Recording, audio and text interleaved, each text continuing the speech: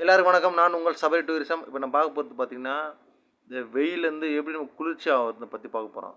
வெயில் டைம் பார்த்தீங்கன்னா, ஏப்ரல் வெயில் கடுமையா இருக்கு. மே மாசம் வெயில் பயங்கரமா இருக்கு. ஏன்னா மார்ச் மாசம் வெயிலும் ரொம்ப பொங்க வச்சுச்சு.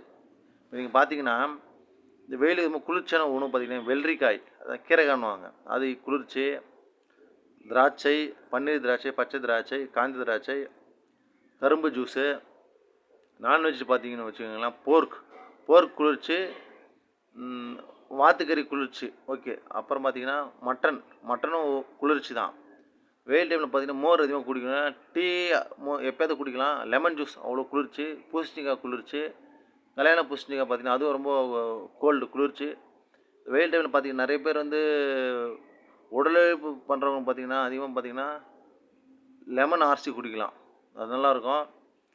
அப்புறம் பார்த்தீங்கன்னா, ஆப்பிள் பார்த்தீங்கன்னா, ஆப்பிளும் குளிர்ச்சியான பொருள். ஆரஞ்சு ஆர ஆரஞ்சு, எலுமிச்சம்பழம், நார்த்தங்காய், பிரண்டைக்காய், அந்த சிட்ரிக் அமிலம் சாப்பிட்டா அவ்வளோ குளிர்ச்சி உடம்புக்கு. அப்புறம்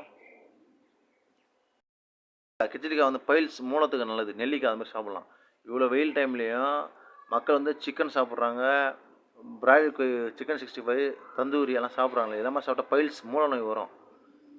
அது சாப்பிட்றதுக்கு சிக்கன் சாப்பிட்றது பதிலாக நீங்கள் வந்து குளிர்ச்சியான பொருள் சாப்பிட்லாமே. சிக்கன் சாப்பிட்றாங்க. அப்புறம் அந்த கூல்ட்ரிங்க்ஸு, ஜங்க் ஃபுட்டு, சிப்ஸு, அந்த உருளைக்கிழங்கு சிப்ஸ்லாம் சாப்பிட்டு உடம்பு ரொம்ப அன்ஹெல்த்தி அதெல்லாம்.